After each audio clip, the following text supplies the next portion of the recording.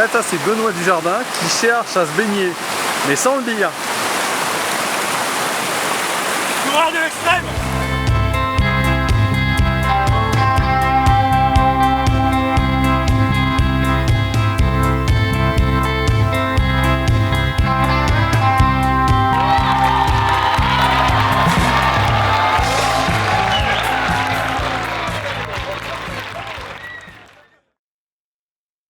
Je vais vous raconter comment on a créé un documentaire à travers un financement participatif, un documentaire qui n'aurait pas dû exister. Comment ça nous a amené ensuite derrière à organiser pour l'Office du tourisme de Grand Poitiers une course qui a eu un très fort succès. Et comment tout ça nous a développé nous a ouvert de nouvelles opportunités. Tout ça sur la base de peu de moyens au départ, beaucoup de marketing digital mis en place et des résultats très très satisfaisants. Donc d'abord le documentaire, je vais laisser, donc ça date d'il y a 3 ans, le documentaire, mais il y a eu des aventures qui ont suivi et qui ont abouti à la course qui a eu lieu en septembre dernier. Donc je vais laisser Vincent Hulin, le coureur, vous expliquer un peu la problématique face à laquelle il a été confronté.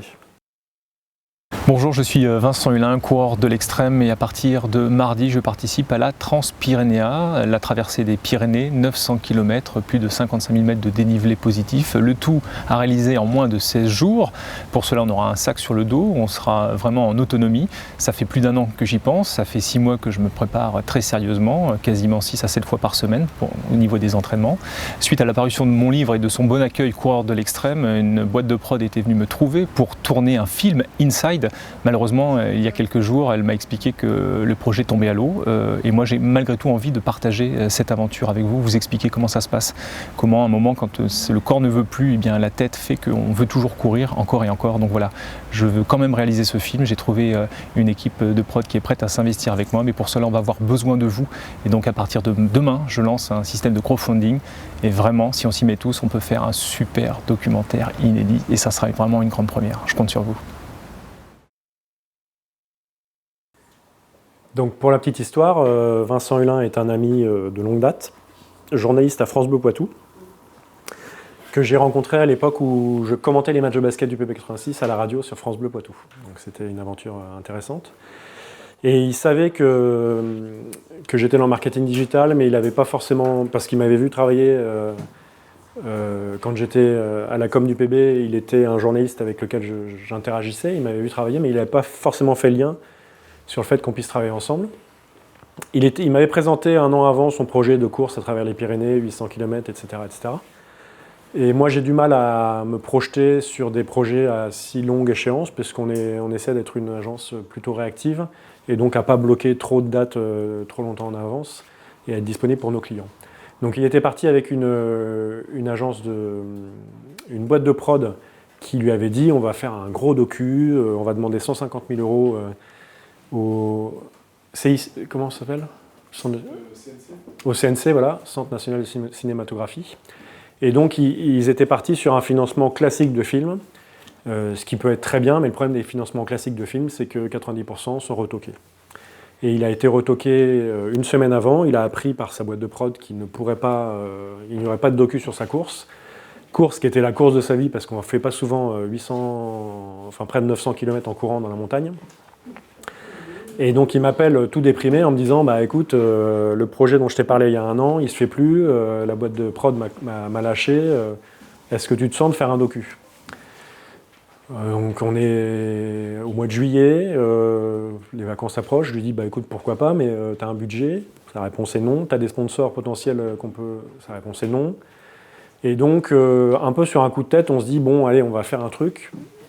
Au pire, ça serait un truc bricolé avec la nouvelle caméra qu'on vient d'acheter, qui était pour le détail, c'est une caméra Osmo.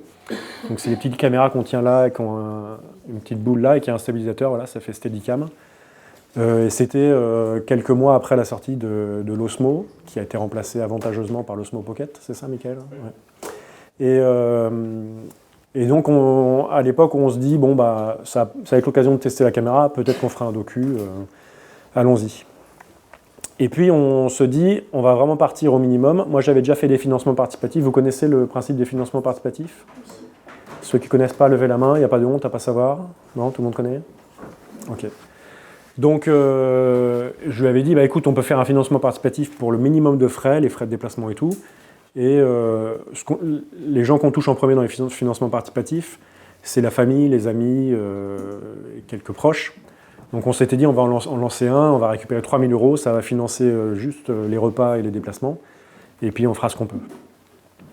Et on s'est lancé là-dedans, et en fait l'aventure a pris un tout autre tournant et a amené à un résultat beaucoup plus convaincant. Et tout ça parce qu'on a eu un marketing digital très très efficace. Alors on est parti d'une page Facebook qui ressemblait à ça. Voilà. Heureusement que c'est pas moi qui l'ai designé parce que j'ai entendu des « Oh mon Dieu » dans la salle. Donc ça, c'était la page qu'il avait lui, alors qui avait été faite par sa femme, je crois, et qui est tout à fait dans le style de la communication que font les courses à pied encore aujourd'hui. Donc on peut dire graphiquement c'est quand même très chargé, qu'au niveau des polices, c'est pas du tout ce qu'il faut. Les polices en plus sont écrasées en hauteur. La présence très avantageuse de partenaires et tout, enfin bref, c'était... Quand on a vu ça, c'était une page qui avait 700 fans. On s'est dit, bon, on a un petit potentiel quand même pour travailler, parce que s'il a 700 fans, il y a peut-être des gens dedans qui vont donner des sous.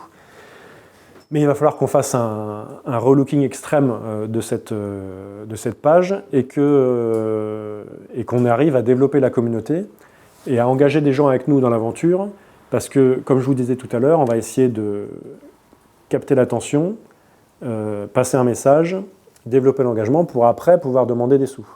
Si on arrive auprès de gens qu'on fréquente un peu sur la page Facebook, les 700 là, ou qu'on ne connaît pas et qu'on leur dit « donnez-nous des sous, on veut faire un docu », c'est un peu ambitieux parce qu'ils ne nous connaissent pas, qu'est-ce qu'ils en ont à faire qu'on fasse le docu ou pas, enfin il n'y a pas d'engagement avec nous.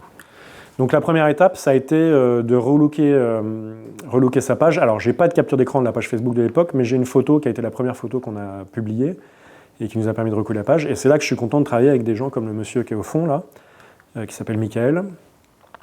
On a commencé par lui dire, donc on avait une semaine avant le départ, hein, donc il a fallu y aller assez vite. On est allé à Buxerolles sur un espèce de terrain vague qui ressemblait à ce que pouvait ressembler la montagne, voilà. Et on a fait des premières images et on l'a mis en mode beau gosse avec les cheveux mouillés alors qu'en fait il n'avait pas couru. Mais voilà, on a essayé quand même de partir, c'est quelqu'un qui présente bien, on a essayé de jouer un peu là-dessus.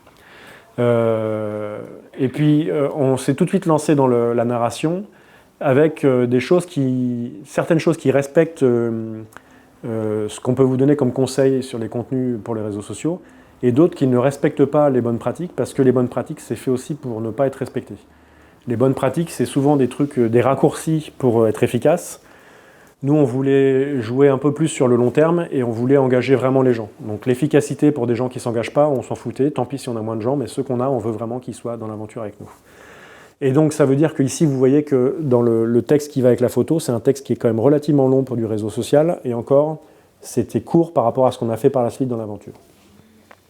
Ensuite, mise en place d'une charte graphique que vous allez retrouver sur les autres posts. Et donc là-dessus, on a 3 accroches. La première, c'est le visuel. La deuxième, c'est le petit texte sur le visuel qui résume un peu ce qu'on va raconter. Et la troisième, c'est le contenu texte, vraiment dans sa longueur. Avec des hashtags pas forcément totalement indispensables. Non, en fait, il n'est pas très efficace, même si on clique dessus, ça marche, mais personne ne le fait. Il peut être intéressant parce que sur certaines publications, ça permet d'avoir le mot qui ressort soit en gras, soit en bleu. Donc moi, je l'utilise uniquement dans un aspect visuel pour qu'on repère le mot important. Comme on ne peut pas mettre en gras dans les publications, c'est une astuce. Là, en l'occurrence, il était utilisé pas forcément bien et on s'en fout. Mais maintenant, l'utilisation qu'on a fait aujourd'hui, c'est que dans certaines phrases, on met les hashtags pour que les mots ressortent. Pas pour que les gens cliquent et tout ça, pas comme sur Twitter, où là, par contre, c'est très important, ou sur Instagram, où c'est très important.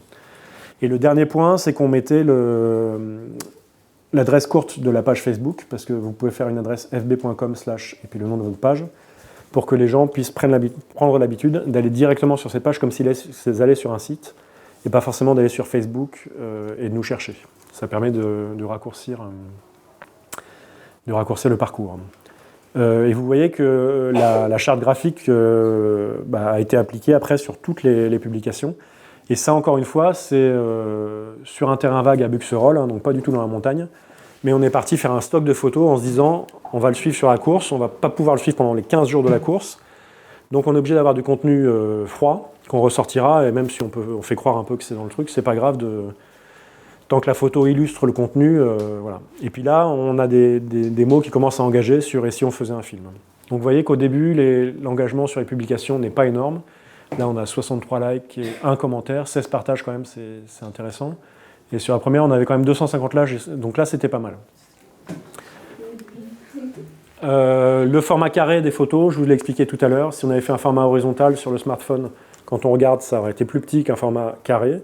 Si on avait fait plus grand, on se privait des boutons call to action, donc des appels à l'action. Je ne sais pas si c'est la traduction française qu'on en fait. Donc le j'aime, je commande, je partage, et c'est vraiment important pour nous de pouvoir l'utiliser. Après, une autre astuce pour augmenter le reach, donc le nombre de gens qu'on va atteindre, c'est que sur Facebook, les gens peuvent paramétrer sur les pages qui suivent de les voir en premier. Vous pouvez le faire jusqu'à 5 pages, je crois, 5 ou 6 pages. Et donc, on avait fait un post pour dire aux gens, vous êtes intéressés par l'aventure, allez-y, mettez que vous voulez nous voir en premier. Ça veut dire que ça dit à l'algorithme Facebook, lui, on va moins le pénaliser que les autres parce que les gens ont vraiment envie de le voir. C'est des choses qui, sur le long terme, sont vraiment très importantes parce que ça vous permet d'avoir plus de visibilité, tout simplement. Ensuite, alors j'ai pas pu vous faire de capture d'écran de l'outil de publicité de Facebook parce que je voulais rechercher la vieille pub et tout. Pour ceux qui vont l'utiliser ou qui l'ont déjà utilisé, c'est une usine à gaz incroyable, l'outil de publicité Facebook, dans sa version ordinateur. Il met un temps incroyable à charger, on ne retrouve pas ces infos, c'est pas le top. Par contre, ça marche. Donc moi, j'utilise plutôt l'outil mobile. Donc ce qu'on a fait, c'est qu'on a relooké la page, on a commencé à mettre du contenu à raconter une histoire, et après on s'est dit, il faut, en plus de notre contenu, qu'on aille toucher des gens qui peuvent être intéressés par notre contenu. Ça va se faire naturellement, et il va y avoir des partages et des gens vont venir liker la page, mais il faut aussi qu'on augmente cette adhésion à notre contenu. Au début, on avait 700 fans. En fait, ce qu'on a fait, c'est qu'on a créé Alors, on fonctionne toujours avec le système d'A/B testing. Proposition A, proposition B, je les propose toutes les deux à mon audience et je vois celle qui marche le mieux. Ça, c'est important parce que avant, dans la com, on était toujours dans l'agence de com, c'est mieux que les autres ce qu'il faut faire, elle fait sa créa, il y a des gens qui viennent et qui vous racontent un truc, pourquoi, ouais, artistiquement, machin bidule. Bon, ça, c'est à oublier aujourd'hui. Si vous avez 3 tests d'affiches avec une agence qui vous propose un visuel, ou si vous le faites vous-même, eh ben vous testez les 3 auprès du public, vous laissez le public choisir celui qu'il préfère. Donc on a fait des campagnes d'A/B testing, ce qui veut dire que nos campagnes de pub avaient toujours le même texte sur la page, ciblaient toujours les mêmes gens, mais avaient un visuel différent. L'idée c'était de voir comment les gens réagissent au visuel, et est-ce qu'ils réagissent mieux à un visuel qu'un autre. Si on a identifié un visuel qui marche mieux, on garde ce visuel-là. Donc d'abord, on a fait des campagnes comme ça pour tester les visuels, et après, on a testé les cibles. Donc on a gardé le même visuel, et après, on a ciblé des gens en se disant qui peut être intéressé par l'aventure de Vincent Hulin. Donc le visuel, je ne peux pas vous le montrer, mais c'était une photo de beau gosse en train de courir. Le texte, qui est très important pour l'engagement, c'était je pars 15 jours traverser les Pyrénées dans la première édition du trail, la Transpyrénéa, suivez mon aventure. Dedans, on mettait la périodicité, ça va se passer sur 15 jours, on parlait de trail, et on proposait, call to action, de suivre l'aventure. On s'est dit, qui peut être intéressé par ce contenu en utilisant les outils Facebook, et on a fait 3 hypothèses, on aurait pu en faire plus. Nos 3 hypothèses, c'était d'abord, peuvent être intéressés les gens qui aiment le trail en général. Donc y a-t-il un média de trail qui réunit tous les gens qui aiment le trail, et qu'on pourrait cibler en se disant, si on cible des gens qui aiment ce média, ils vont être attentifs d'abord à notre photo, parce qu'ils vont voir un mec qui court en version trail. Le trail, pour ceux qui ne connaissent pas, c'est de la course, mais plutôt sur des chemins, des montagnes, des escaliers, et tout ça. C'est pas de la course sur route. Donc c'est très différent du jogging, par exemple. Donc on a commencé par chercher, il n'y avait pas de médias suffisamment gros, parce que pour que vous puissiez cibler une communauté sur Facebook, il faut qu'il y ait beaucoup de gens qui suivent cette communauté. Je peux cibler les gens qui aiment Nike, Je ne peux pas cibler les gens qui aiment Momentum Production parce que je suis trop petit Momentum Production. Donc on a cherché sur le trail, les sites de trail et tout ça, il n'y avait pas de site assez gros ou de communauté Facebook assez grosse. Donc on s'est rabattu sur le premier qu'on a trouvé, c'est Jogging International. On s'est dit des gens qui aiment bien le jogging et qui lisent la revue Jogging International vont peut-être être intéressés par une aventure de course. On a fait cette hypothèse en se disant on part sur aucune limite démographique. On ne va pas choisir à la place des gens, on ne sait pas. Donc on cible les hommes comme les femmes et tout le monde au-dessus de 18 ans. En France. En France. En France et pays francophones. On avait dû essayer la Belgique et Luxembourg, mais en fait, très rapidement, on a vu que ça ne marchait pas. Donc ça, c'était notre première cible. Notre deuxième cible, c'était une façon détournée de cibler les gens qui aiment le trail. On a cherché les noms des plus gros athlètes de trail au monde. Il y en a un qui s'appelle Kilian Jornet, je ne sais pas si vous connaissez, qui est quelqu'un qui court à fond dans les montagnes, c'est un athlète impressionnant. Et on a pris les 5 plus gros athlètes, ils avaient assez de gens qui les suivaient pour être ciblés. Et donc on a fait un groupe où on a mis les 5 plus gros athlètes, tous leurs fans. Donc l'idée, c'est le même message, on l'a envoyé d'abord aux gens qui lisent Jogging International, ensuite aux fans d'athlètes de trail, et enfin on s'est dit on va quand même tester sur Poitiers, parce que Vincent Hulin, journaliste à France Bleu Poitou, il est poitevin, des gens connaissent son visage, peut-être que ça peut marcher sur Poitiers. On n'a pas mis beaucoup sur ces campagnes, ça fait 3 ans maintenant, donc je vais vous dire un peu de mémoire, mais je ne sais plus trop. On va dire une trentaine d'euros sur chacune des campagnes, pour déjà avoir des résultats convaincants. Et en fait, ce que nous ont dit les résultats, c'est que la cible qui nous coûtait le moins cher au recrutement, donc on avait un coût d'acquisition pour une personne qui à la fin like notre publicité, c'était les hommes de 35 à 45 ans qui lisaient Jogging International. À partir du moment où on a identifié ça, donc c'est très important ce que je viens de vous dire, parce qu'avant le marketing, ça se faisait « ouais, je pense que les gens qui aiment bien ça, c'est un tel, un tel, un tel ». Là, on peut vérifier par des données concrètes. L'étude de marché, on l'a fait, L'étude de marché, on l'a fait en jetant le contenu, en voyant comment les gens y réagissent, et on l'utilise derrière. Oui. C'est pas la première fois que j'entends parler de cette A/B testing, mais nous on l'avait vu ensemble dans le cadre d'une formation Google Analytics.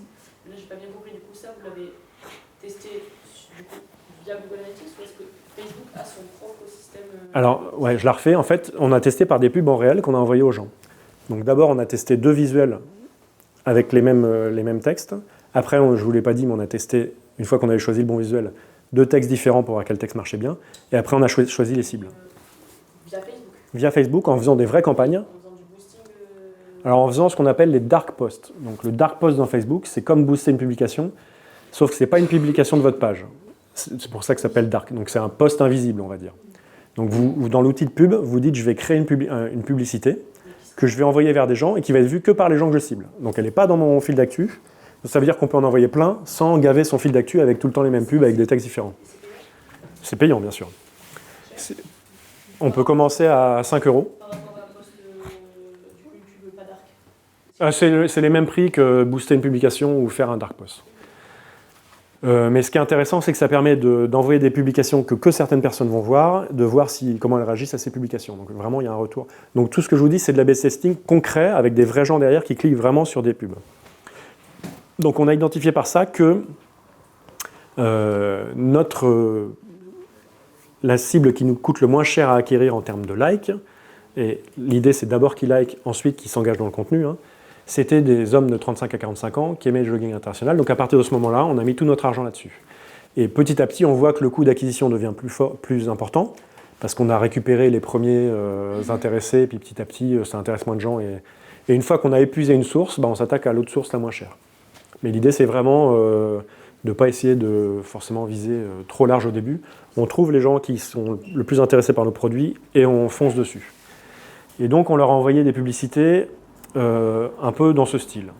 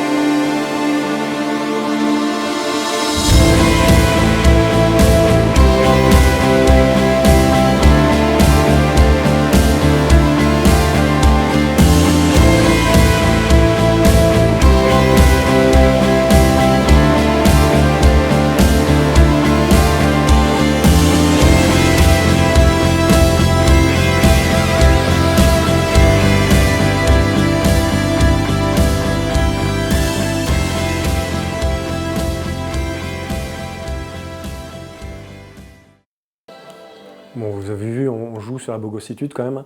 On espérait toucher un public de femmes et d'homosexuels. Ça n'a pas forcément marché, mais... vous avez vu que le message est très simple. Il y a des mots très explicites. On n'a pas mis 50 couches de messages. Et on voit en gros un mec qui court. Et on montre ça à des gens qui aiment bien le jogging. Donc il y a des chances quand même que ça matche en fait.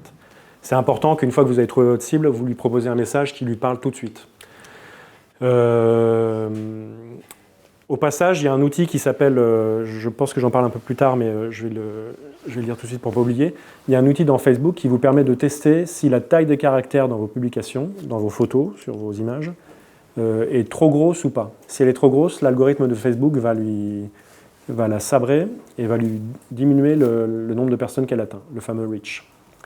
Donc cet outil s'appelle Text Overlay. Si vous faites Text Overlay Facebook dans Google, qui est votre ami, je pense que vous trouverez.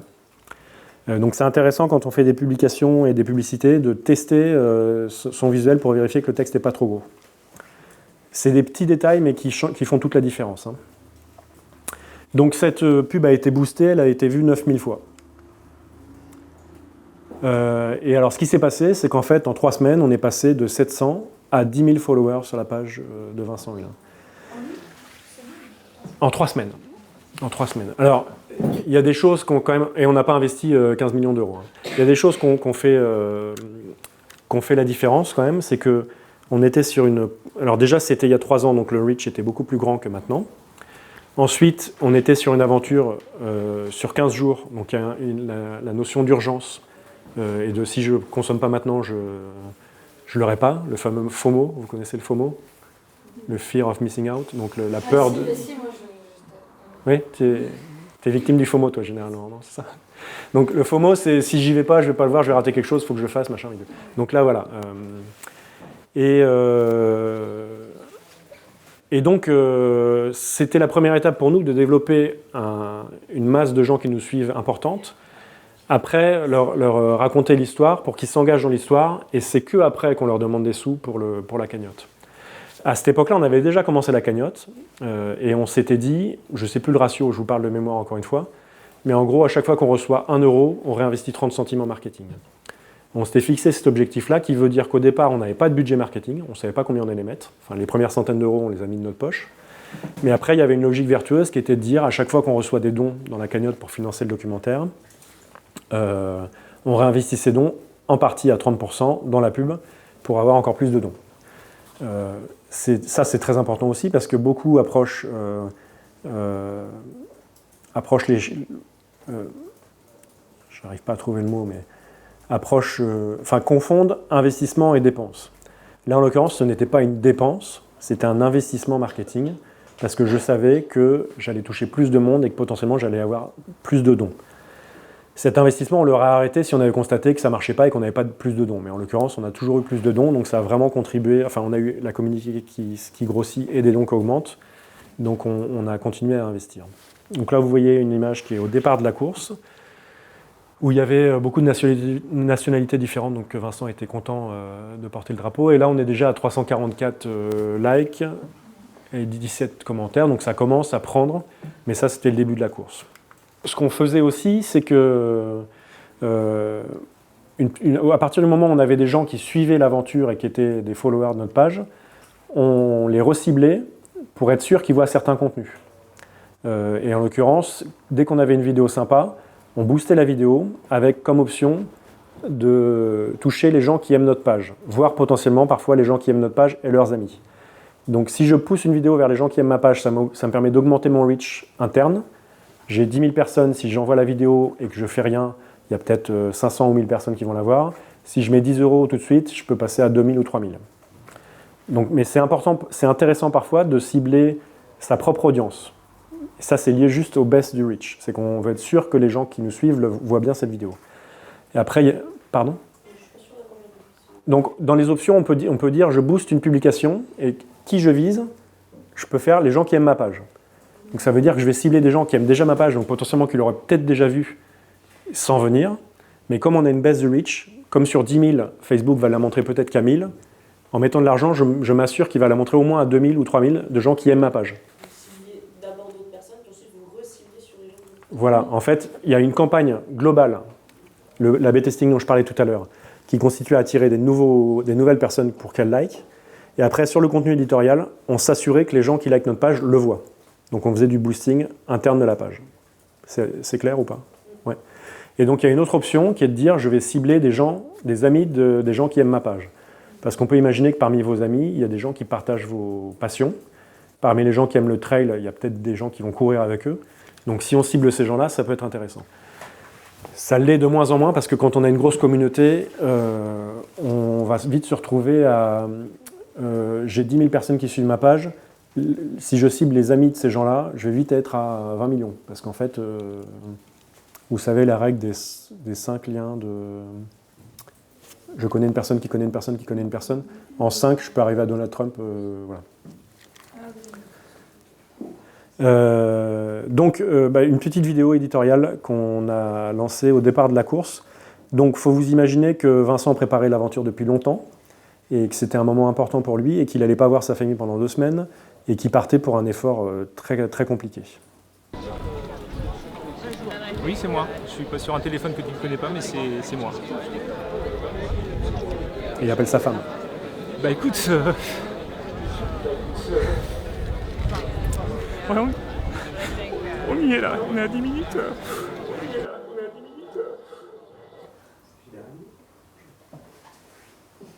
Voilà, donc typiquement, ça c'est une vidéo frustrante de teasing. Et l'idée, voilà. Vous êtes frustrés là, c'est bon? Donc ça rentre pas dans ce que certains appellent, je suis désolé du mot grossier, mais c'est utilisé, ça rentre pas dans les putaclics. Donc vous savez... Pardon? Ouais. Alors, donc... Cette vidéo, vous l'avez postée sur la page officielle de Vincent qui fait... Ouais. Cette page a 10 000 followers. Et ensuite, vous reboostiez cette vidéo pour être sûr que les gens de la page l'aient vue. Ouais. Cette page a 10 000 followers, mais comme Facebook il décide de plus leur montrer à beaucoup, pour m'assurer que beaucoup la voient... J'avais décroché en pensant qu'en fait on était encore sur de la pub pour aller chercher une cible. Non, la pub, là je vous l'ai montré tout à l'heure, maintenant on n'est que dans l'éditorial. D'accord ? Donc là, l'idée c'est vraiment d'être sûr que maintenant qu'on a des gens qui nous suivent, 10 000 c'est déjà suffisant. On peut se dire on va travailler sur cette masse de personnes. Et si dans les 10 000 on a on a la moitié qui nous donne un peu de sous, on aura notre budget pour notre docu. C'est pas la peine d'aller en chercher d'autres. Par contre, on s'assure bien que ces gens-là, ils suivent bien l'aventure.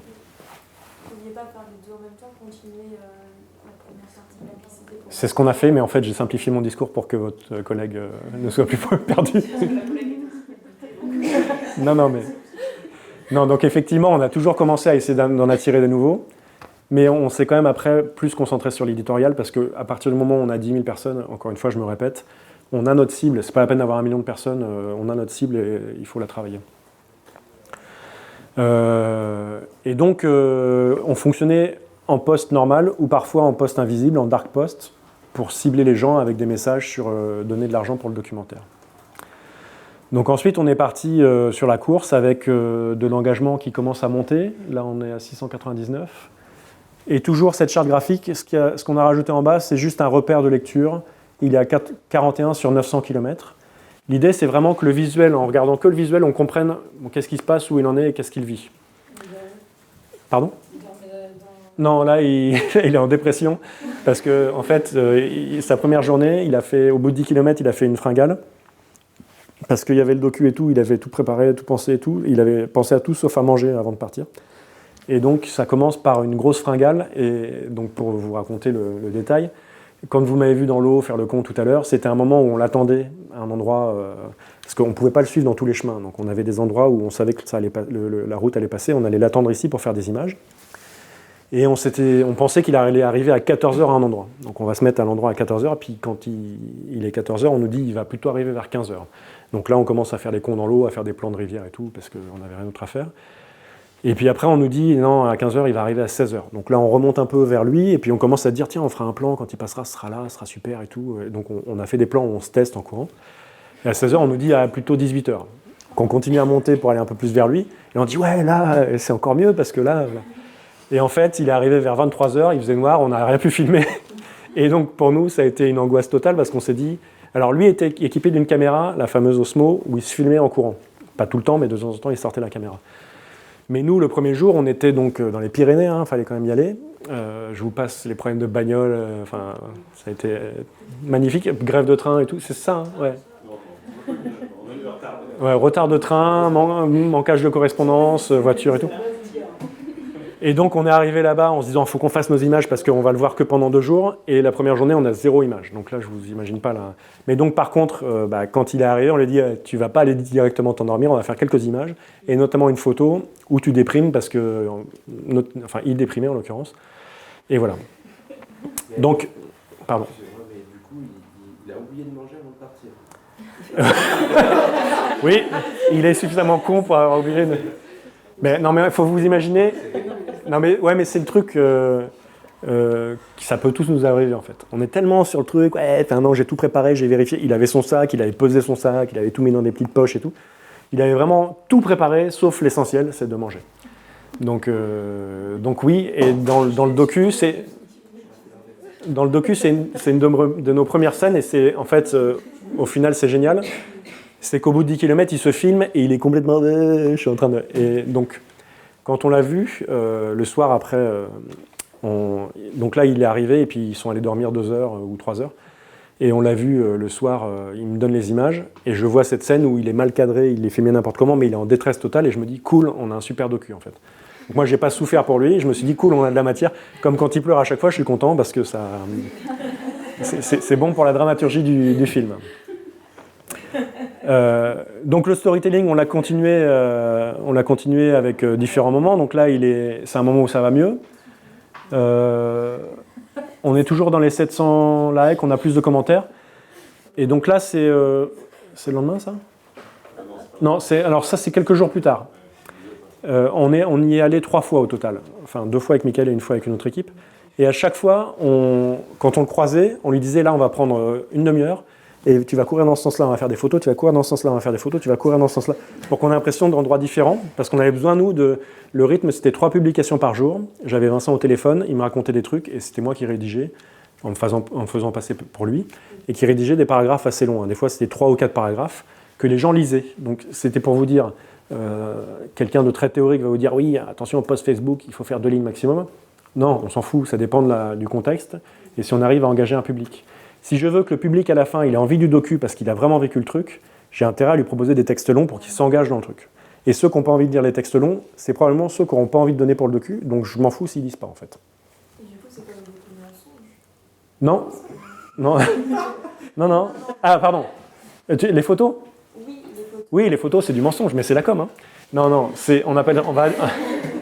on va dire que c'est des visuels d'illustration.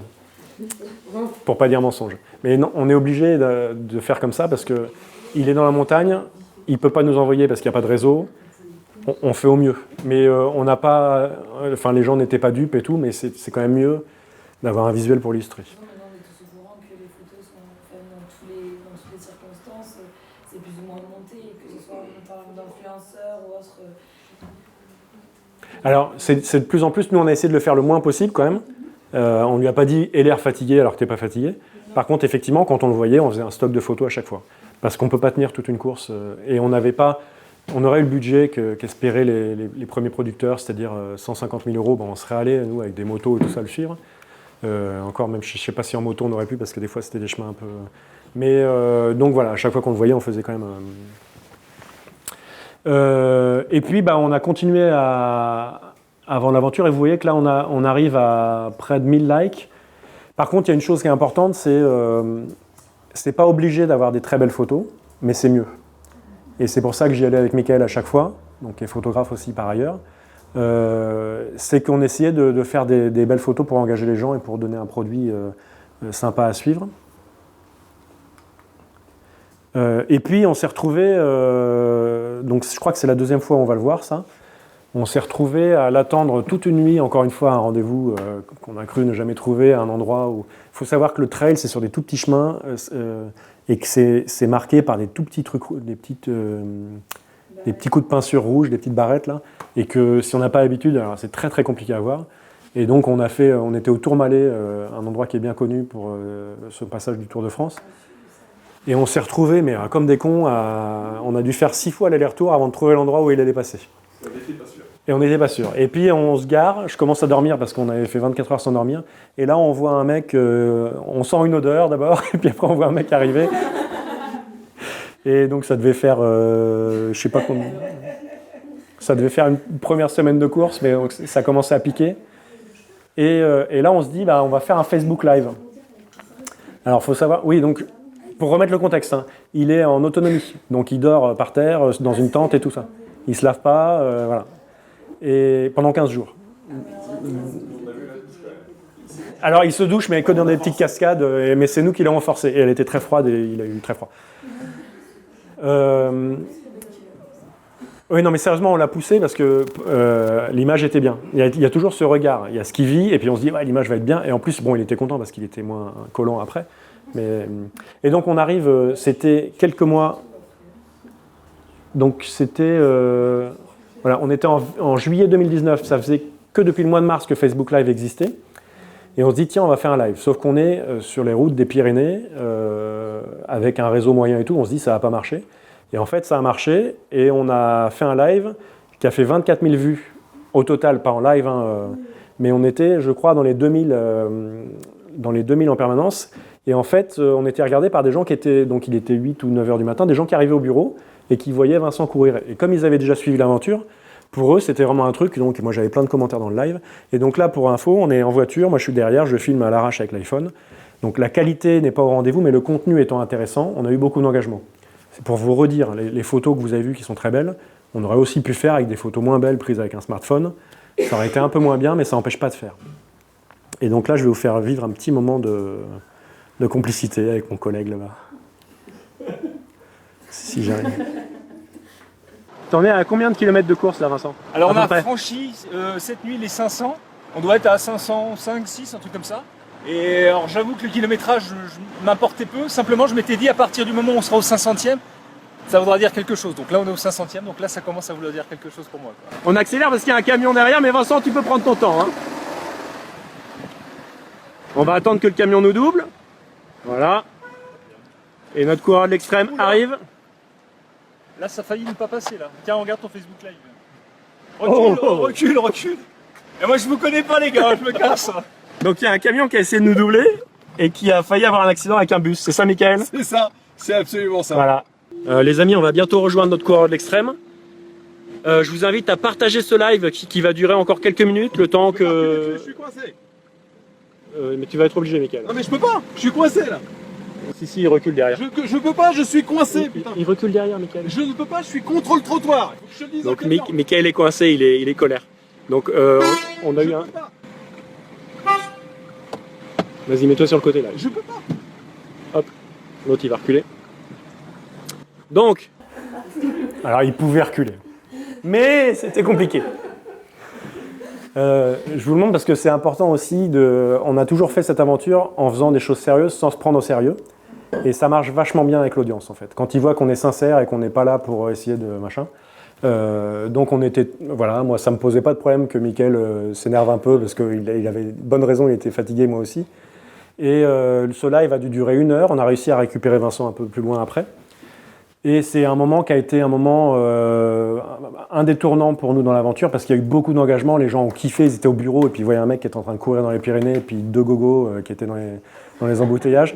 Donc ça a vraiment marché et ça a été un facteur de développement encore plus fort de l'engagement.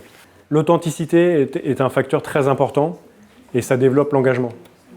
Donc c'est pas la peine de faire des choses parfaites en permanence, c'est pas la peine de vouloir toujours le meilleur contenu, le plus réaliste. Ce qu'il faut, c'est la connexion humaine. Quand on est en galère et qu'on s'engueule dans la bagnole parce qu'il peut reculer ou qu'il peut pas reculer, ça parle à tout le monde parce que c'est une situation que vous avez tous vécue et donc vous vous dites ok, ils sont comme nous et c'est pas du faux. Donc c'est là où moi j'ai un peu de mal en ce moment avec Instagram notamment, où c'est que la perfection de la vie de tous les gens sur leurs meilleurs filtres et les meilleurs repas qu'ils mangent et tout. Je pense que ça va s'effriter. Moi aussi, je pense, je suis d'accord, je suis contente. Ça va s'effriter et en plus c'est toxique pour la société. Ça nous fait une société de frustrés où on croit tous qu'on est nul parce qu'en fait on ressemble à rien le dimanche matin quand on se lève. Bon, bah. Mais à l'inverse, moi je trouve que ceux qui mettent en avant sur Instagram, par exemple, que des trucs genre Instagram versus reality, je trouve que c'est trop. En fait, je pense qu'ils se sont trompés de réseau et le fait qu'ils mettent tout le temps, qu'ils en rigolent d'eux et qu'ils fassent que des posts détournés, j'ai l'impression, genre, oui, c'est rigolo une fois, mais après, en fait, à la longue, je pense qu'ils se sont trompés de réseau social. Moi, je suis assez d'accord sur le fait que critiquer le réseau social sur lequel on est, c'est un positionnement un peu particulier. Par contre, ça n'empêche pas de faire de l'Instagram plus naturel et de pas forcément chercher toujours à être... Je pense aussi que on a tous, j'espère, ou alors peut-être vraiment la génération inférieure à nous, on a tous conscience qu'Instagram c'est juste le réseau le plus superficiel qui existe. Je pense qu'on a la conscience, mais que ça fait quand même un travail de fond qui peut poser des complexes. Où on peut se dire, ah, ma vie elle est un peu merdique et tout, alors qu'en fait on a vu juste les 10 jours les mieux de toute une année de quelqu'un, et on se dit, c'est un autre débat, mais donc nous on a toujours voulu dire, on est des gens sérieux, mais on ne se prend pas au sérieux. Donc si on est dans une situation où on a l'air con, on a l'air con, et ça crée du contact. Donc toujours la suite de la course, ça c'est une des plus belles photos, et vous voyez que maintenant on est rendu à 1900 likes, 500 commentaires, donc ça c'est après le Facebook Live notamment, ça a vraiment commencé à prendre une ampleur incroyable.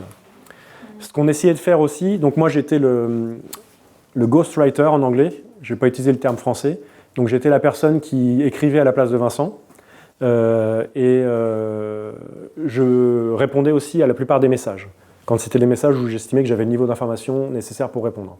Et je remerciais les gens et tout aussi régulièrement, parce que dans l'engagement, ce qui est important, c'est vous postez quelque chose, les gens postent un commentaire.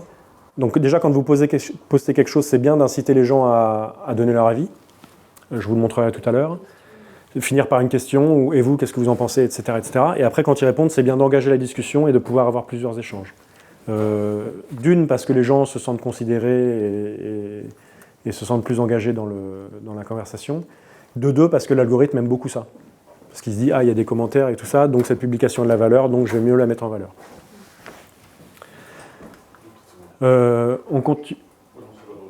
On continue sur les publications pour vous montrer, là on est à 2000 likes, 300 commentaires encore.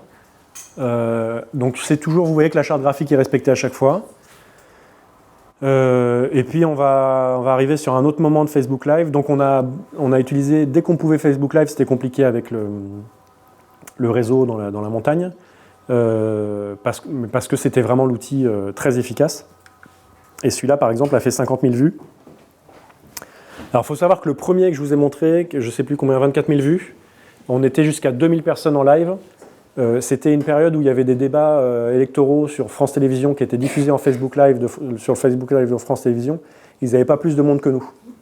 Ce qui était pour nous vachement valorisant, parce que c'était le début de Facebook Live et tout, mais donc on avait réussi à l'engagement, en fait. Et donc là, on était vraiment content de ces marqueurs de performance. Et donc là, on est à Gourette, et Vincent vient d'avoir des nouvelles de sa famille. Ça commence à sentir bon. Ça brasse un peu émotionnellement là ou pas? Il y a ta chérie qui est sur la route. Fallait pas pousser beaucoup. Hein. Je viens de voir la photo de mes enfants et voilà quoi. C'est pas facile parce que je suis dans ma bulle et que voilà, faut que je reste concentré sur ce que j'ai à faire pour faire le job et après on aura l'occasion de tout lâcher. Tu fais aussi cette course pour eux là, c'est... Là, bien sûr, je pense à eux, je sais qu'ils me suivent, qu'ils sont derrière et ça me donne, c'est bien parce que ça me booste et c'est eux mais c'est aussi vous, c'est tous les gens qui sont derrière quoi. Donc voilà, je sens qu'il y a tout le monde derrière, qu'il y a tout le monde a envie que j'arrive et que j'y arrive et je le fais pour moi mais je le fais pour tout le monde et pour partager ce bonheur, et même si j'ai les larmes aux yeux, c'est quand même du bonheur quoi. Il faut aller au bout mon pote là parce que ça commence vraiment à prendre une bonne tournure ce docu. Ouais, mais faut surtout rester concentré. Faut surtout que tu arrêtes de me taper sur les épaules. Ça me fait un mal. C'est vrai, j'avais oublié. Ah ben, on est sympa, nous on tape sur les épaules. Non mais ça va, ouais ça va le faire, on y croit et attends, quand même, on est des poids de vin ou pas? Et puis 606 bornes, hein Dédé, je peux t'appeler Dédé, t'es du Poitou. Ouais, bien sûr. Voilà, donc vous voyez là, alors je précise qu'on dort très peu, nous aussi, quand on y allait, en fait, on faisait en général 48 heures sans trop dormir. C'est parce qu'il dort très peu que dès qu'on lui parle de sa famille, essayez de ne pas dormir. Hein. C'est ce qu'ils font dans les émissions de télé-réalité où ils leur mettent la lumière très fort dès le matin et ils les font coucher très tard. Essayez 3 jours de ne pas dormir, en fait, après vous allez pleurer dès que vous voyez une amie. Voilà. Toi, t'es mon meilleur copain. Donc c'est pas surjoué, c'est vraiment qu'il est émotionnellement fragile à ce moment-là. Mon rôle en tant que réalisateur, c'est aussi d'aller chercher des émotions. Donc c'est pour ça que je disais le pousser dans le ravin, c'est que je lui ai tendu une grosse perche pour qu'il pleure quand même en lui parlant de sa famille. Mais moi, je pense, quand je le vois, aussi au contenu dont j'ai besoin. Et donc, c'est pas du fake, mais si je peux l'aider à pleurer, bah, je ne vais pas m'en priver. Par ailleurs, donc, depuis le début, vous voyez qu'on raconte toute l'aventure dans les détails. Il tient un journal de bord qui me fait réécrire, on monte des vidéos et tout. On l'a fait sans aucun complexe, alors qu'on faisait un docu, qui allait quand même raconter tout ça. On aurait pu se dire, oula, faut pas qu'on monte parce qu'on veut le garder pour le docu et tout. Mais en fait, non, parce qu'on savait qu'on aurait encore plus de matière dans le docu. Donc on voulait déjà que les gens soient très engagés pour leur dire à la fin, et encore, vous n'avez pas tout vu. Donc il ne faut pas avoir peur. Souvent, on veut garder pour soi du contenu qui pourrait avoir un impact, en se disant, oui, je le garde pour plus tard et tout. Non, il faut le garder pour maintenant, enfin, il faut l'utiliser maintenant, qu'il ait un impact maintenant, et puis qu'on construise dessus. Le dernier Facebook Live, je ne vais pas vous le diffuser parce qu'il a duré 1h30, c'est son arrivée sur la ligne d'arrivée. Donc là encore, on a commencé le Facebook Live, on nous a dit il arrive dans 2 minutes et tout. Donc on a commencé le live, moi j'étais tout seul comme un con dans la caméra, puis il est arrivé une demi-heure après, donc il fallait que je raconte des conneries. Mais il est arrivé, on a couru à côté de lui. Vous voyez que l'image tout à l'heure, elle bougeait, elle était un peu pixelisée et tout. Encore une fois, si votre contenu a de l'intérêt émotionnel, la qualité c'est secondaire. Et la qualité sera toujours secondaire. C'est mieux d'avoir les deux. Mais s'il faut faire quelque chose, c'est d'abord un contenu qui a une force émotionnelle. Je vais vous prendre l'exemple de 2 documentaires qui sont sortis à 20 ans d'écart. C'est Les yeux dans les bleus, qui sont sortis en 98. C'est sur le titre de champion du monde. Je ne sais pas si vous l'avez vu, Les yeux dans les bleus. 98. Vous êtes de quelle année, vous, mademoiselle ? 94. Ok. Donc, mais vous auriez... Ah ouais.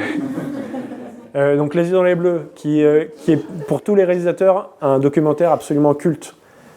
Et je ne sais pas si vous avez vu le docu sur les bleus d'il y a... Voilà. On a une fan de foot. Et alors, lequel t'as préféré ? T'as préféré lequel ? Le premier, ouais. Donc moi j'ai préféré largement le premier, alors que le deuxième, sur la dernière Coupe du Monde, était ultra bien filmé. Il y avait des flous et tout, c'était des lumières et tout.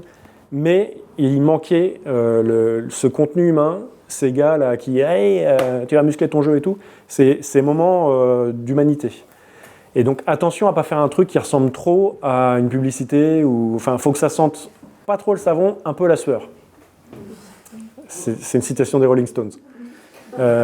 Et c'était pas la sueur, c'était plus dégueulasse que ça. Mais non, mais c'est important pour que les gens sentent qu'il y a de l'authenticité. Et donc ce live, il a eu, ce qui est intéressant, c'est qu'il a eu 3000 commentaires. Donc 3000 commentaires dans une publication, je vous challenge de le faire, c'est quand même plutôt intéressant.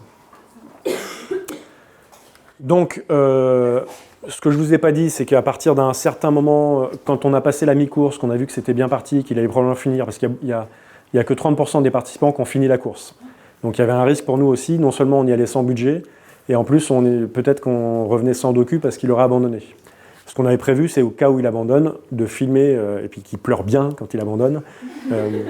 Non, mais on avait prévu, quelle que soit l'histoire, de la raconter jusqu'au bout, et c'était, pour nous, ce qui était important, c'était l'aventure humaine, plus que le résultat, où est-ce qu'il finit premier et tout ça. D'ailleurs, il n'a pas du tout fini, il a fini 40e, je crois, un truc comme ça. Alors, je vais vous parler de mémoire, parce que ça date un peu, mais je crois qu'ils étaient dans les 300 au départ, et en gros, il y a beaucoup qui ne sont pas arrivés. Il y en a même qui ont frôlé l'amputation, et tout ça, enfin, parce que problème au pied et tout ça. Ouais, non, c'est des courses qui peuvent être dangereuses. Par ailleurs, on redit, avant de faire ça, Vincent, il a quand même fait tous les plus grands marathons du monde.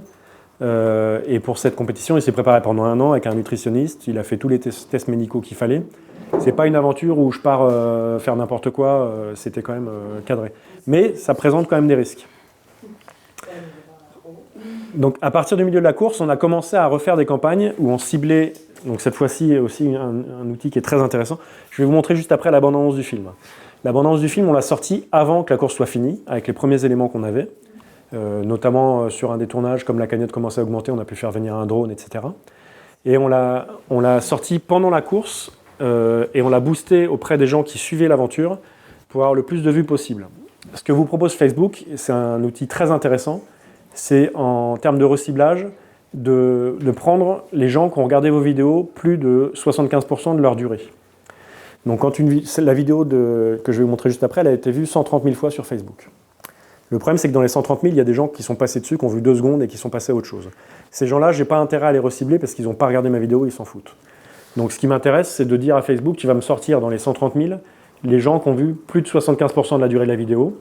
Pas 100% parce que des fois, ils cliquent juste avant la fin et tout ça. Mais ça veut dire que c'est des gens qui ont vraiment été intéressés par le contenu, qui ont regardé et qui, quand je vais leur envoyer un message publicitaire à propos de ce projet, vont savoir de quoi je parle. Donc quand on passe à 75% de vues, on passe de 130 000 à beaucoup moins. Je ne vais pas vous donner de chiffres parce que je ne l'ai plus en tête, mais peut-être même à 20 000. Enfin, c'est drastique comme façon de baisser. Mais tant pis, je préfère avoir 20 000 personnes qui sont prêtes à acheter que 130 000 qui ont à peine regardé. Et donc, pendant la course, continuellement, on reciblait les gens qui étaient engagés dans notre contenu, qui regardaient nos vidéos, pour leur demander de participer au financement du documentaire. Et comme ils voyaient l'aventure avancer, des belles images arriver, ils se disaient « Ouais, cool, je vais participer au financement du documentaire ». Au final, on s'est retrouvé à avoir investi 3 000 € de publicité. Si on nous l'avait dit en partant au départ, alors qu'on n'avait pas un sou pour aller faire le docu, j'aurais jamais dit « Ouais, bon, j'ai un budget de com de 3 000 €, mais notre idée de réinvestissement, que je vous ai expliqué tout à l'heure, a joué son rôle.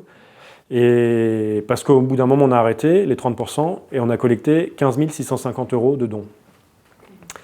Donc, ce n'est pas le truc le plus incroyable du monde. Je ne suis pas en train de vous présenter la création de Facebook, mais c'est un projet près de chez vous, par des gens près de chez vous, fait pour de vrai. Et surtout, ce sont des dons. Ce n'est pas un vrai crowdfunding, un vrai financement participatif. Dans un vrai financement participatif, en général, il y a des choses en retour. Là, c'est que des dons. Et parmi les gens qui ont fait des dons, il y a des gens après à qui on a vendu le DVD, alors qu'ils avaient payé pour la production du film. Mais les dons étaient vraiment que pour la production du film. Donc c'est un chiffre qui me semble significatif. Alors je vous dis ça, forcément, quand on est étudiant, 15 000 € c'est beaucoup, mais dans le monde de l'entreprise, pour un docu, c'est pas forcément une somme extraordinaire. Par contre, nous, ça nous a permis de travailler dans de bonnes conditions, et donc d'avoir 456 personnes qui étaient des personnes très investies sur le projet. Ils ont donné beaucoup, parce que pour collecter 15 000, Le panier moyen, c'était 30 €, et en fait, on avait des entreprises, il y a des gens qui ont donné, des individus qui ont donné 500 €, plutôt la famille, les proches, et des entreprises qui ont pu donner des sous, parce que ça permet de passer en mécénat. Et voilà, il y a... ce qui est intéressant, c'est qu'on avait 456 personnes qui ont donné. Je ne vous l'ai pas dit aussi, pendant la course, on a utilisé un outil qui est très puissant sur Facebook, c'est les groupes Facebook. On a fait un groupe privé Facebook, dans lequel on a mis tous les gens qui donnaient de l'argent. Et eux, ils avaient plus d'infos que les gens qui étaient sur la page. On donnait des petites pépites en plus. L'intérêt du groupe Facebook, c'est que ça crée une communauté qui permet d'augmenter le reach. Donc si j'étais dans n'importe quel de vos projets et que je le pouvais, je créerais un groupe Facebook. Pourquoi ça augmente le reach, donc le taux d'atteinte des personnes qu'on cible? Parce que Facebook se dit, ces gens-là ont choisi de rentrer dans un groupe privé pour avoir des infos. Quand il y a des infos dans ce groupe, j'ai plutôt intérêt à leur montrer, parce qu'ils ont envie de le voir. Donc le groupe Facebook, surtout quand il est privé, parce qu'il y a un côté club VIP et tout ça, donc qui est en plus symboliquement intéressant, a une vraie puissance. Donc nous, chaque donateur était dans le groupe privé, avait plus d'infos, a eu le premier message de Vincent à l'arrivée, merci les amis, merci le groupe Facebook, et a été sollicité, par exemple, quand on voulait savoir, bon, on va peut-être le voir, à quelle heure vous voulez qu'on fasse un live, des choses comme ça. On leur donne la possibilité de participer à des choix qu'on fait ensemble. Et notamment, ce groupe, on l'a sollicité quand on leur avait juste promis qu'on ferait 2 avant-premières, parce qu'on a été contacté par le centre de conférence de Poitiers. La directrice était fan et suivait le truc, et nous dit « Ah les gars, si vous faites un docu, moi je vous donne la salle pour faire 2 diffusions. » C'est des salles qui sont louées jusqu'à 1 500 € la diffusion, donc nous on était très contents.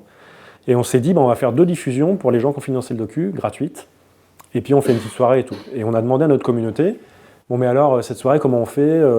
Vous avez donné des sous, on vous aime, donc on va faire un traiteur et tout. » Les gens nous ont dit « Ah non, on va apporter des quiches et tout ça, on va faire un truc. » Parce qu'on était vraiment dans un état d'esprit de partage. Donc l'investissement qu'on voulait faire sur le traiteur, on l'a plutôt fait sur la boisson. Mais c'était vachement intéressant de voir que des gens s'engagent jusqu'à avoir donné des sous pour faire un film, venir le voir et amener une quiche pour qu'on puisse manger, ou un gâteau au chocolat pour qu'on puisse manger après le film. Donc ça a été 2 moments vraiment en dehors de l'aspect financier de l'aventure humaine. Ces soirées avant-première, c'était absolument génial parce qu'on a projeté un film à des gens qui étaient conquis d'avance, qui avaient participé à sa construction. Enfin, c'était pour nous hyper émouvant parce qu'en plus des gens qu'on regardait la salle, on se disait mais merde, on les connaît pas ces gens. Enfin, alors on connaissait les noms sur Facebook, mais les têtes on connaissait pas. Et donc on se retrouve vraiment dans un truc d'engagement hyper fort. Et donc on va arriver à la bande-annonce du film qui commence. Ouais, je ne suis pas allé dans le bon sens. Par un magnifique plan de Michael. Direction les Pyrénées que certains traversent en ce moment à pied et même en courant. C'est la Transpyrénéa, 900 km en pleine montagne, près de 55 000 mètres de dénivelé positif, d'est en ouest, de la Méditerranée à l'Atlantique. Expérience, vous l'avez compris, inédite pour des coureurs de l'extrême, parmi lesquels se trouve en ce moment Vincent Hulin. J'ai soif, j'ai faim, j'ai besoin de m'asseoir, me reposer.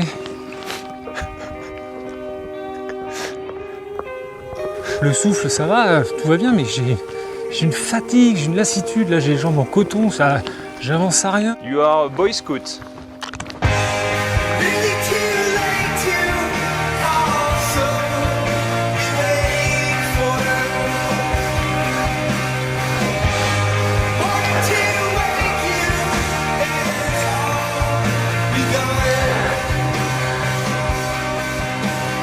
Je suis ton père.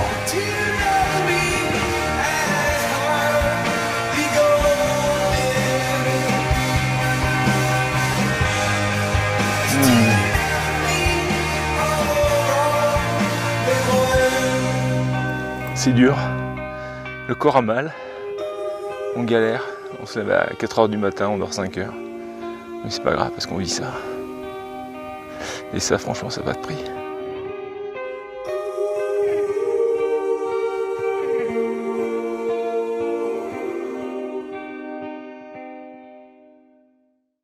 Voilà, donc c'est un documentaire qui fait un peu moins de 52 minutes. Non ? Plus ? Non, ouais, enfin... Voilà, 52 minutes, sur lequel on a pu avoir une vraie équipe qui a travaillé avec des gens qui étaient vraiment payés. Et qui a été acheté par une chaîne de télé qui s'appelle Trek. Donc c'est sur le... On disait le satellite à l'époque, mais bon, c'est une chaîne non, c'est pas TNT, je crois, c'est sur CanalSat, ouais. On a eu notre droit à notre fiche Allociné, donc ça c'était la grande fierté pour l'équipe, hein, parce qu'on était quand même, je vous rappelle, parti un peu avec notre truc et notre couteau. Hein, et il y a eu plusieurs diffusions, donc 2 diffusions avant-première avec les gens qui suivaient notre aventure. Une diffusion au Salon de Blossac, qui est une salle aussi qui est à côté du parc de Blossac, organisée par la ville de Poitiers. Et là, ce qui a été intéressant sur cette diffusion, c'est qu'il y a eu un petit problème au niveau des invitations de la ville de Poitiers. Ils ont invité tout un tas de gens en leur envoyant un PDF avec un formulaire d'inscription, et sauf que le formulaire d'inscription, le lien dans le PDF était pas bon, donc ça renvoyait nulle part.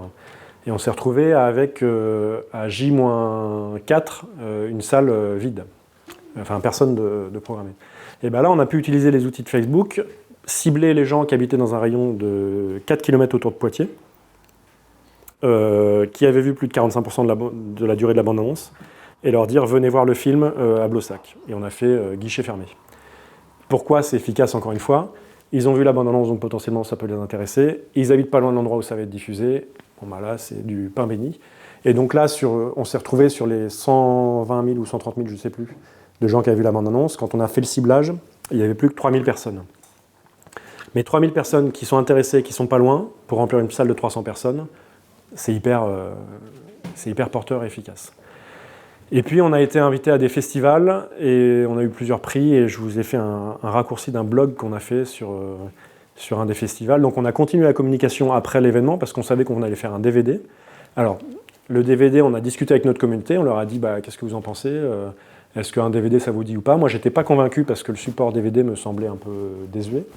Et la communauté nous a dit non, on veut un objet, on veut garder quelque chose. Donc on a fait des DVD qu'on a réussi à vendre aussi. Et pour continuer l'aventure, garder les gens un peu chauds, on a fait des vlogs et des trucs comme ça pour raconter ce qui se passait après la course. Vous êtes déjà là ?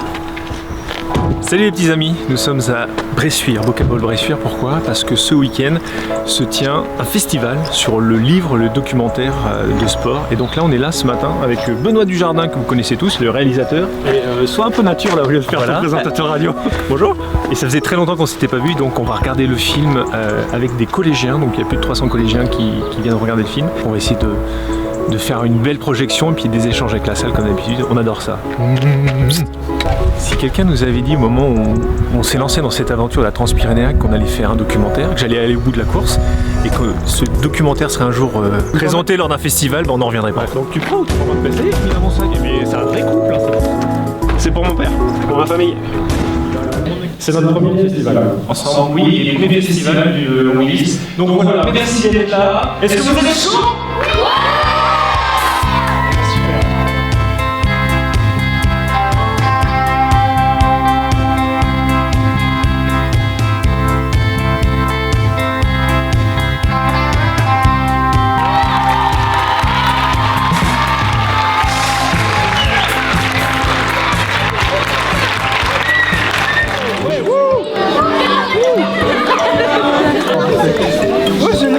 Moi, je vais faire la secrétaire. Personne fait des snaps. D'accord. Ça marche. Plaisir. Ça doit pas être ensemble. Oui, je la tiens bien. Donc je vous ai fait un résumé parce que le vlog dure 9 minutes. Ça pour nous c'est des moments qui n'ont pas de prix en fait parce qu'on se retrouve dans une salle pleine face à un public de jeunes parce que c'était le mercredi matin avec les écoles. Et on a présenté le film, donc ils ont adoré. Vincent Hulin est devenu une star pour tous ces jeunes. C'est là qu'on voit l'effet, quand quelqu'un est sur un écran, ça devient une star. Et après, on est allé dans les écoles et on a échangé avec eux. Ils étaient tous vachement intéressés par l'aventure. Donc c'était aussi des moments de partage et d'échange très intéressants et qui sont importants, qui nous ont paru importants parce que c'était pour rendre un peu aussi, il y a une communauté qui nous a soutenus pour partager ce film et le donner à des gens. Il faut savoir que Vincent, sans trop communiquer dessus, et elle a aussi le montré à des réfugiés syriens. Et ils ont eu des échanges vachement intéressants qui eux aussi ont fait une forme de trail, enfin leur migration qui est forcément un truc beaucoup plus fort. Et c'était intéressant de discuter avec eux. Puis il a aussi été invité par le club des bibliothécaires de Niort, donc il allait présenter ça à des bibliothécaires. Et donc voilà, c'était vraiment une aventure géniale qui s'est conclue par la vente de DVD et tout ça. Et donc on était très heureux de ce qu'on a partagé. Le vlog, vous l'avez publié sur Facebook? Le vlog sur Facebook et sur YouTube. Mais sur YouTube, sur la chaîne... pourquoi cette question? C'est un peu long, mais... c'est un peu long pour Facebook. En fait, nous, rien n'était long parce que le public est engagé. Donc, non, on perd un tout petit peu en qualité, mais ça passe quand même globalement. Et en fait, on n'avait plus de contraintes de quels sont comme je vous ai dit tout à l'heure, sur les formats et tout. Le public est engagé. Si on lui donne 9 minutes d'inside, il va le regarder. Tout comme on a diffusé les questions-réponses de la conférence, de la présentation du film, qui ont été bien regardées et tout. Enfin, il y avait une vraie demande de contenu à ce niveau-là. Après, il est aussi sur YouTube, si ça vous intéresse. Donc, ce qui s'est passé, on a fait ce truc-là, on a laissé tomber un peu le soufflet. Moi, ça a été un outil de com exceptionnel pour moi, pour avoir de nouveaux clients, parce que c'était une belle démonstration de ce qu'on peut faire en communication. Et comme j'avais été pendant 7 ans avec le club de basket, les gens pensaient que j'étais que basket, alors que je suis d'abord en marketing. Bon, j'adore le basket, donc j'en fais dans le basket. Et donc j'ai eu des contacts, et Vincent a été invité sur d'autres courses. Donc par exemple, il est allé au Mexique, tout frais payé, pour courir avec les Tarahumara, un peuple de gens qui courent avec pieds nus ou alors avec des chaussures faites en pneus de voiture. Et c'était une course pour laquelle Vincent a mis 3 jours. Et le premier Tarahumara a mis 23 heures. Donc, on boxe pas dans la même catégorie. Et c'était marrant d'aller faire ce truc-là. Il y a eu aussi un petit docu là-dessus. Parce que Vincent arrivait avec son équipement, les chaussures les plus légères du monde et tout. Les autres pieds nus, les mères de famille qui ont déjà eu 5 enfants, le tracent dans la montagne. Enfin, c'est très savoureux. Et là, encore une fois, voilà, c'est l'idée de ne pas se prendre au sérieux et d'aller se confronter à plus fort que soi. Et puis après... c'est important pour moi, je vais parler des trucs suivants qui sont... Donc tout ça, ça a été fait vraiment sur la base du marketing digital. J'espère que vous avez bien compris le truc. On a favorisé Facebook parce qu'on n'était pas capable de se démultiplier sur tous les vecteurs. Instagram était moins fort à l'époque. Et en plus, notre cible, c'était plutôt des gens qui étaient en capacité de donner des sous. Et donc, pas forcément le public le plus jeune. Oui. Et vous pensez que si vous aviez, à l'heure actuelle, en 2020, vous auriez eu la même stratégie Je vais vous le montrer juste après. Et la réponse est oui, avec des petites adaptations parce que le paysage digital a un peu changé. Mais la réponse est oui. Les recettes que j'ai données sur le type de contenu, la sincérité des propos, l'engagement, le fait de répondre aux gens et tout ça, ça marche toujours. Ça marchera tout le temps. Considérer les gens comme des êtres humains avant de les considérer comme des consommateurs, ça marche tout le temps. S'intéresser sincèrement aux gens, ça marche tout le temps. Donc ce qui s'est passé, c'est qu'on a été invité par l'Office de tourisme de Poitiers, dont le nom de la marque c'est Visite Poitiers, pour nous dire, écoutez, il y a une course qui a été annulée, c'est les 1000 marches. Ça c'est pour vous montrer que l'univers graphique du trail ou des courses est toujours un peu le même et un tout petit peu chargé, non? On est d'accord? Il y avait une course qui s'appelait les 1000 marches de Poitiers, qui a existé un certain nombre d'années, qui était vraiment une magnifique course, et qui au bout d'un moment a été abandonnée parce que les organisateurs travaillaient beaucoup, il y avait beaucoup de bénévoles et ne s'y retrouvaient pas dans l'équilibre économique de la course et dans l'énergie bénévole qui était mise. Et on a été invité par l'Office de tourisme parce qu'on avait été identifié à travers le documentaire comme des influenceurs, avec beaucoup de guillemets, sur ce domaine-là, et comme des gens avec une capacité à, si ce n'est organiser une course, communiquer au cours d'une course et attirer du monde. Et pour l'Office de tourisme, c'était intéressant parce qu'ils voulaient faire un urban trail, donc un trail urbain. Le principe, c'est des courses, c'est comme des trails, sauf que ça se passe dans les villes, et on passe dans les escaliers un peu partout dans Poitiers, dans le centre-ville, dans les petites rues, dans les petits chemins. C'est de plus en plus populaire dans beaucoup de villes en France, et donc Poitiers voulait en profiter pour mettre en avant son patrimoine et faire courir les gens sur un parcours qui permettrait de mettre en valeur le patrimoine de la ville pour les gens extérieurs et aussi pour les Poitevins, pour qu'ils redécouvrent un peu leur ville à travers tout ça. Donc l'Office de tourisme nous a contactés en disant, voilà, vous pourriez vous occuper de la com, et puis ils ont contacté les organisateurs des 1000 marches pour essayer de les motiver à relancer une opération. En fait, ces organisateurs étaient vraiment épuisés par tout le travail qui a été fait pendant des années. Donc ils ont jeté l'éponge et Vincent est devenu directeur de la course et avec son club d'athlètes qui est l'EPA 86, Poitiers Athlétisme et le E, je ne sais plus, Entente Poitiers Athlétisme 86 je crois. Avec son club, ils ont repris l'organisation de la course et tout ça a été financé par l'Office de tourisme en bonne partie, organisé par Vincent et son équipe et marketé par Momentum Production.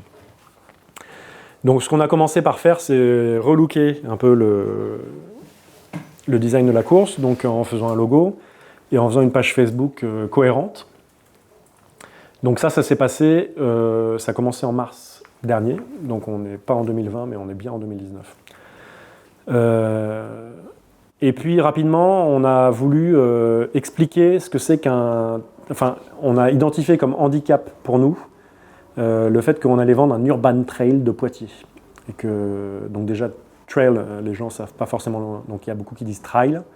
Et on voulait jouer sur le mot, et aussi le choix des organisateurs était de le positionner directement comme une marche et une course. C'est-à-dire pas qu'une course de compétition, mais aussi une marche où on peut venir se balader avec sa grand-mère si on veut, sans la volonté de faire un résultat en termes de temps de course. Il faut savoir aussi qu'un des objectifs qui nous avait été fixé par l'Office de tourisme, c'était première année, si on pouvait faire dans les 500 participants, ça serait déjà super, ça ferait une belle fête. Pour finir, c'est un trail zéro déchet, pas de bouteilles en plastique, c'est des gobelets qu'on pouvait garder et remplir avec des fontaines, et nourriture bio. Donc la première vidéo qu'on a faite, c'était pour clarifier notre message, toujours sans se prendre trop au sérieux. Le nom de la course de Vincent? Oh, j'en sais rien. Trail. Urbaine Poitiers Trail. C'est quoi là? C'est .fr 3, France Bleu, Urban Trail. Urban Trail? Je crois que c'est Urban Training Poitiers, un truc de genre. Urban Trail de Poitiers. Urban Trail 2019 marche. Poitiers, punaise, non! Vous m'avez vu, je suis pas sportif. C'est Urban Trail Poitiers, quelque chose comme ça. Ça s'appellera le 2019 marche. 2019 marche? Non. Non, c'est pas possible. Urban Trail de Poitiers. On va traverser de la ville en courant, en marchant. En courant, c'est une marche. Ah, il y a marche et course. Une course? Maintenant c'est une marche. Si on peut marcher, je peux le faire. Il y en a qui courent et il y en a qui marchent. On peut marcher en courant aussi, on fait comme on veut. Une marche rapide ou une course lente? C'est des gens qui marchent en faisant leur course. Le marché. Il y a peut-être des étapes aussi, peut-être des stands, on s'arrête, on repart. En fait, vous savez pas trop. Pas trop. Allez, tous les jeunes là, on vous attend pour la course là. C'est la santé, c'est la vie, il faut le faire. Et pas de cigarettes, pas d'alcool, il faut faire du sport, c'est la santé.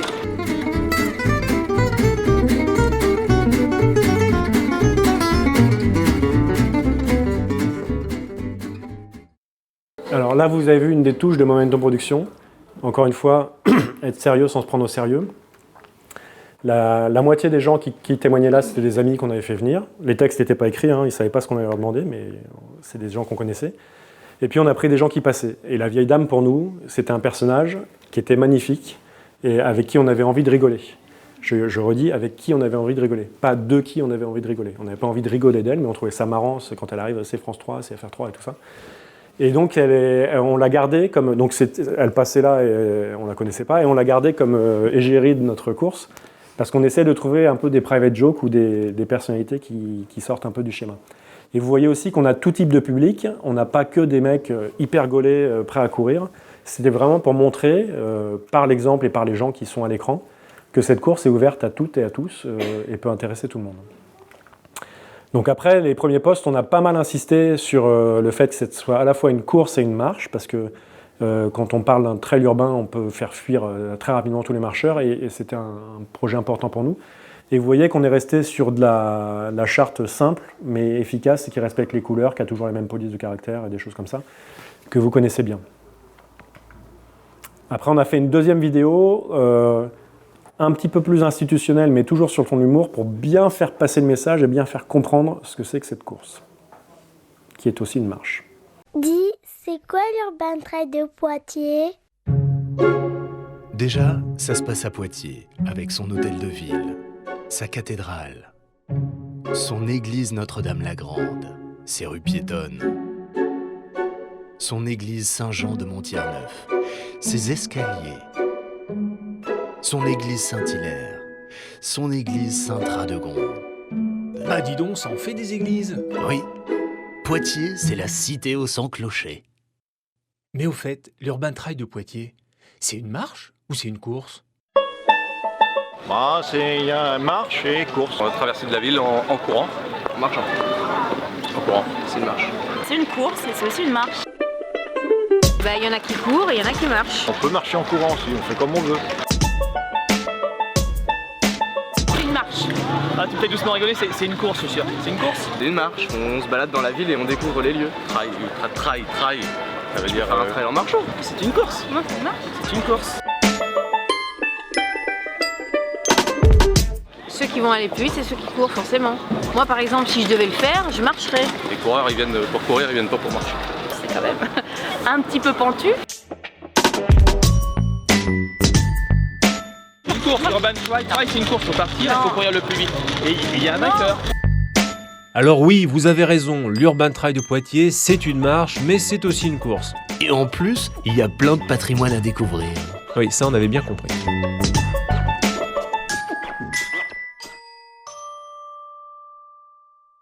Donc là, pareil, vous avez vu qu'on a essayé de manier l'ironie, parce que dans le patrimoine, on va mettre en avant beaucoup d'églises.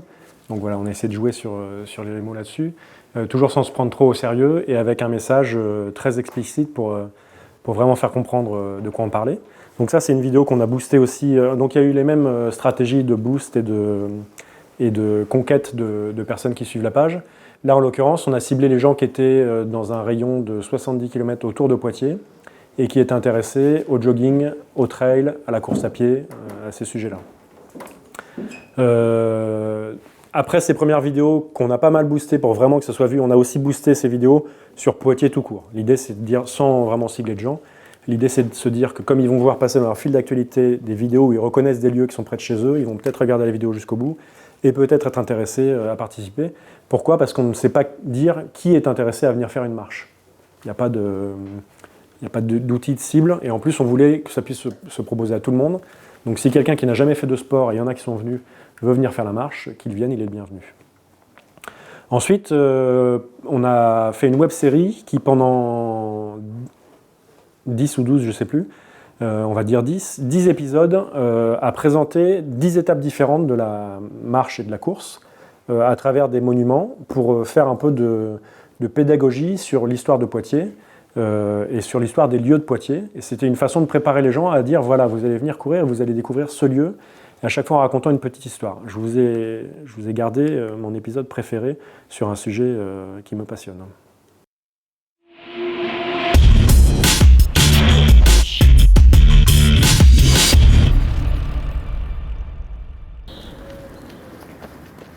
Patrick, on te retrouve, toujours aussi frais. Moi, je cours. Déjà 8 km sur les 10. Alors, on a fait le plus difficile, peut-être le plus beau, même s'il reste encore quelques 2 km à faire, assez sympathique. Et là, on est devant un site, une église qui n'est pas très réputée, pas très connue, et pourtant, elle gagne à être connue. Ce site abrite l'église du célèbre évêque poitevin Hilaire. Elle a été construite au XIe siècle. On y trouve une importante collégiale autour de son tombeau. C'est un lieu de pèlerinage, et oui, déjà, ça attirait des gens à l'époque, donc à partir du XIIe siècle, pour les pèlerins de Saint-Jacques de Compostelle. La nef détruite à la Révolution a été reconstruite en 1875, ainsi qu'une nouvelle façade. Ça, c'est pour l'extérieur, la façade, et à l'intérieur, qu'est-ce qu'on y trouve ? Les vestiges du décor peint et sculpté du XIe siècle laissent apparaître une grande richesse. L'église était entièrement recouverte de peintures murales romanes. On y voyait les évêques de Poitiers dans la nef, l'Apocalypse dans le chœur et des dessins dans les chapelles du déambulatoire. Ce monument d'art romain est inscrit au patrimoine de l'UNESCO, et oui, il faut le savoir, depuis 1998.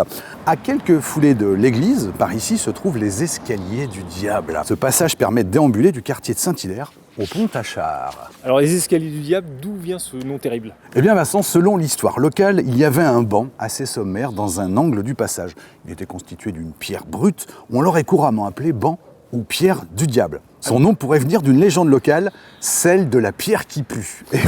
Et oui, cette pierre provenait d'un ancien sarcophage taillé dans un bloc de calcaire fétide. Le sarcophage était conservé autrefois ici, dans l'église Saint-Hilaire. Les odeurs auraient ainsi pu faire penser à celle du soufre associé aux enfers. Par extension, le passage empesté par ces senteurs diaboliques aurait pris le nom d'escalier du diable. Aujourd'hui, un banc en béton est probablement implanté à l'emplacement du banc du diable.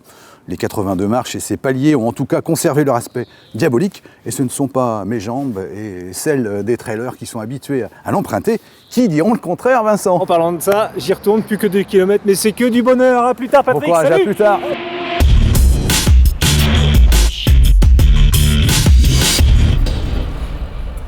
Donc l'intérêt de cette web-série, c'était de décomposer la course en 10 étapes.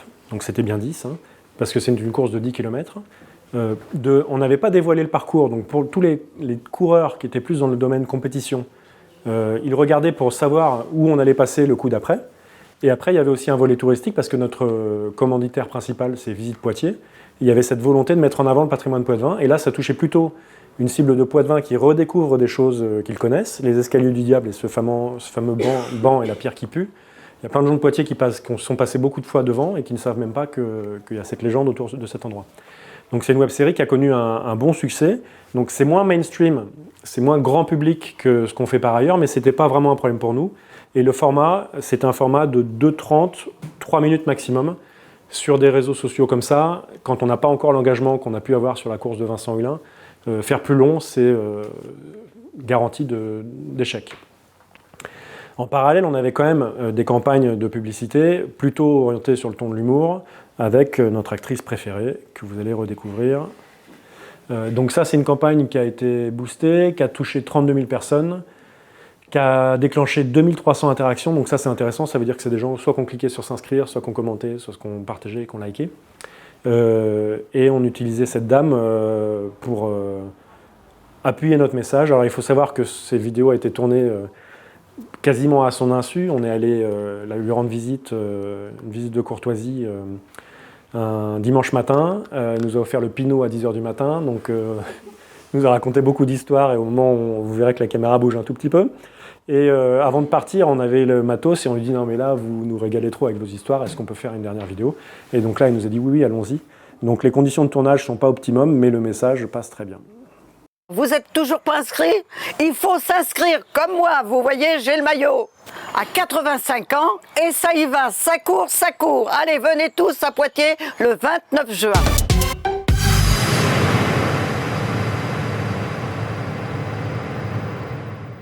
Donc là, c'est pas la peine de faire trop long. C'est filmé, alors caméra, voilà, de personne qui a bu un peu de Pinot et qui est mal calé. On n'avait pas de pied de caméra parce qu'on n'avait pas forcément prévu de filmer. Mais encore une fois, la qualité importe moins. Là, le message est passé. Vous voyez, en plus, c'est un message court qui frappe et qui permet de décrocher des inscriptions. Donc on est arrivé rapidement à 696 inscrits. Donc notre objectif de 500 était dépassé. On était très contents. Et puis, quelques semaines plus tard, même à 1000 inscrits. Donc là, on était vraiment hyper heureux. Et ça, c'est à quelques jours. Il y a la date. 26 juin, c'était le 29. Ouais. Donc à 3 jours de l'épreuve, là, on était hyper contents. Et puis, malheureusement, il y a la canicule. Et donc, on se retrouve 3 jours de canicule. Et au dernier moment, on se retrouve à devoir annuler la course, donc la veille au soir, en expliquant aux gens, après avoir pris contact avec les services médicaux locaux, que c'était trop dangereux de faire courir des gens. Pas forcément parce qu'il faisait chaud ce jour-là, mais ça faisait 3 jours qu'il faisait chaud. Je ne sais pas si vous vous rappelez de cette canicule, il y en a eu 2 cet été. C'est celle de juin, et ça faisait 3 jours qu'il faisait chaud, les organismes étaient vraiment attaqués, et les médecins nous ont expliqué que pour une personne moyennement entraînée, ça allait la mettre dans la situation la plus fragile possible et qu'elle pourrait déclencher une crise cardiaque ou des choses comme ça, ce qui s'est passé par ailleurs. Donc là, on aborde un sujet qui me semble intéressant aussi, c'est comment on gère la gestion de crise et comment on rebondit pour avoir un succès. Parce que vous imaginez qu'on a teasé pendant des semaines que les gens, c'est une course où ils sont inscrits en payant, donc ils ont payé leur inscription, c'était 12 € la course, 6 € la marche, parce que quand on courait, on avait un t-shirt et tout en plus. Et donc on a dû gérer la veille l'annonce de l'annulation de l'épreuve. Est-ce que c'est assez gros pour lire ou pas? Donc je vais vous laisser lire.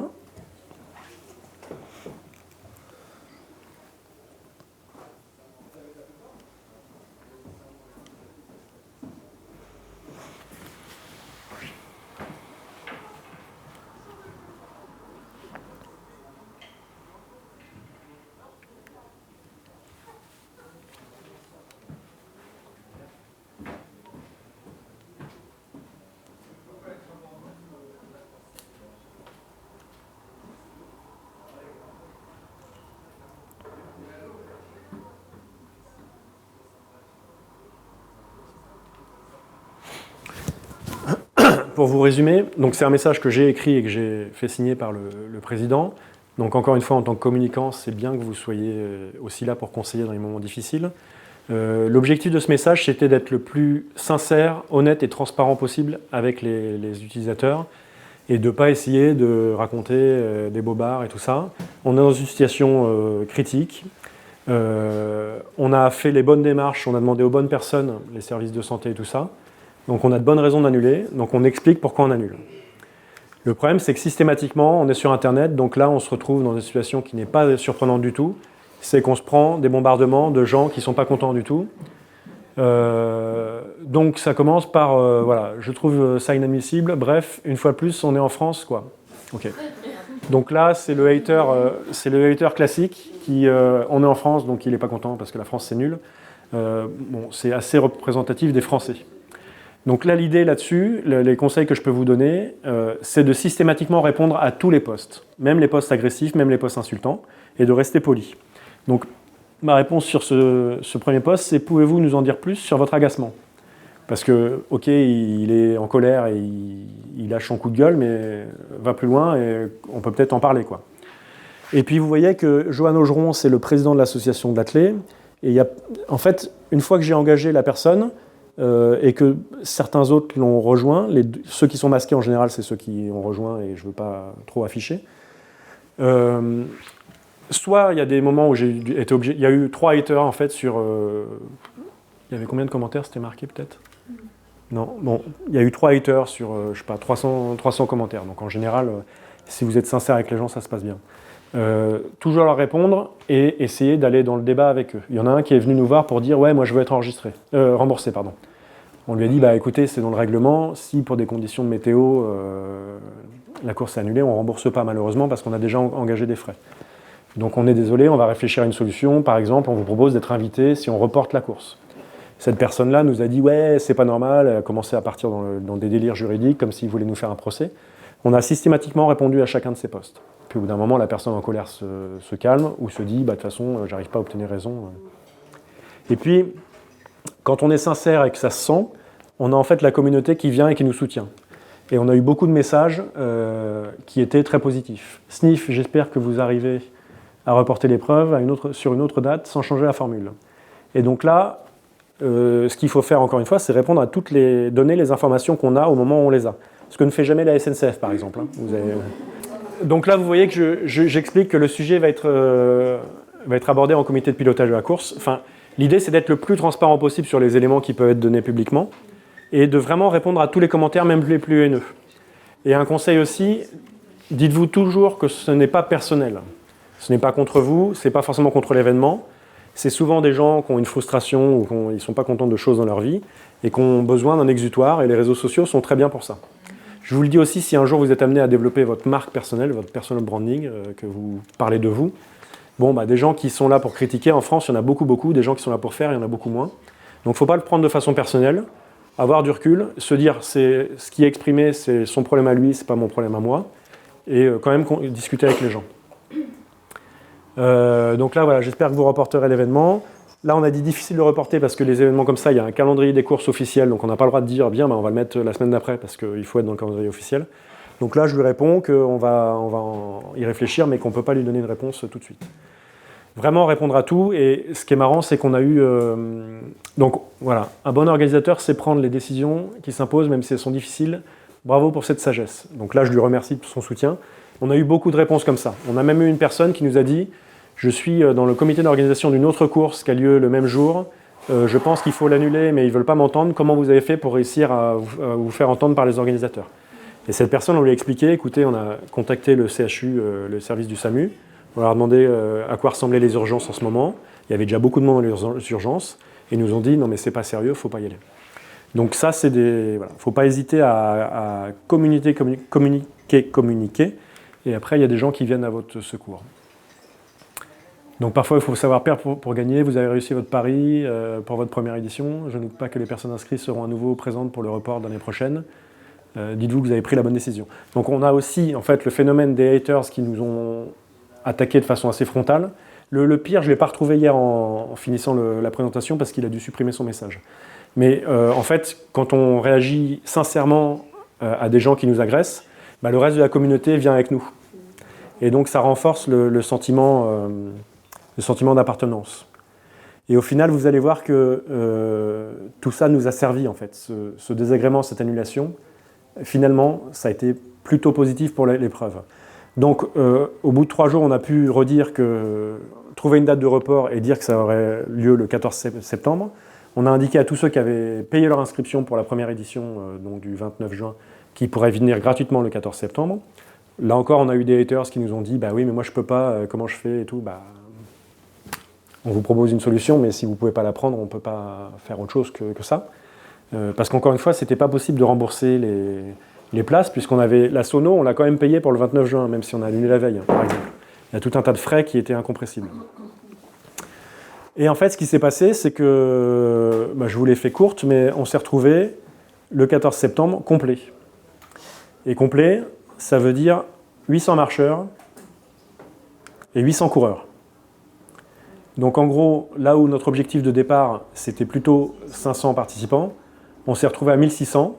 Et là, vous avez vu, on était à 1000 en fait, avant l'annulation du mois de juin. On a géré la crise de façon raisonnée et raisonnable. On a reporté l'événement et ça a été un immense succès avec un taux de satisfaction énorme des participants et avec beaucoup de gens qui nous demandent quand est-ce que ça se passe, la prochaine édition. Est-ce que vous avez rejoué sur l'humour pour le report ? Non, c'est un sujet qui était trop touchy pour... Il y a une réalité qui est qu'il y a des gens qui ont payé 12 € qui n'ont pas été remboursés. On était un peu surpris que des gens qui font de la course à pied et qui ont des chaussures à 250 balles râle pour 12 €, mais bon, ça peut arriver. Mais donc on voulait pas prêter le flanc à des critiques sur la communication. Donc on est resté très sobre. Et après, pour annoncer l'édition suivante, on a repartagé les vidéos qui avaient été déjà faites sur les différentes étapes. On a fait des messages pour dire inscrivez-vous, les inscriptions sont ouvertes, mais on n'a pas fait de campagne particulière parce qu'on voulait rester assez sobre. Mais au final, en fait, ce qui s'est passé, c'est que beaucoup de gens qui étaient inscrits en juin ont tellement été déçus et ont tellement été en empathie avec nous qu'ils ont dit c'est sûr, j'irai à la prochaine et je viendrai avec des potes. Et donc ça a développé notre potentiel d'attraction. Et pour conclure, tout ça nous a ouvert de nouvelles opportunités. Donc le film qui était prévu, qui ne devait pas se faire, qu'on fait et qui aboutit, qui fait qu'on arrive à organiser une course pour laquelle on a une prestation payée. Hein, donc pour moi, en tant qu'entreprise, c'est intéressant aussi. Et la course qui, elle, déclenche aussi de nouvelles opportunités. Enfin, les deux éléments compilés qui déclenchent de nouvelles opportunités. Et la première, c'est la mise en place d'une deuxième édition, donc qui va nous faire travailler aussi une deuxième année, nous, au niveau du marketing. Et on a repris une pub que vous allez peut-être reconnaître pour annoncer la deuxième édition. Et là, on est reparti sur le ton de l'humour parce que le drame était passé, la course avait eu lieu, tout le monde était content. Et donc voilà le message publicitaire qui a suivi. Bah, elle est bien amochée cette épaule. Vous avez fait ça au rugby ou quoi? Non, la course à pied. Quel genre de course à pied? L'Urban Trail de Poitiers. Vous êtes tombé? Même pas, je fais partie de l'organisation. Merci pour le parcours. Super la course, hein. Merci, hein, c'était super. Super le parcours. Oh, pardon. Oh, ça va, ça va. À l'an prochain.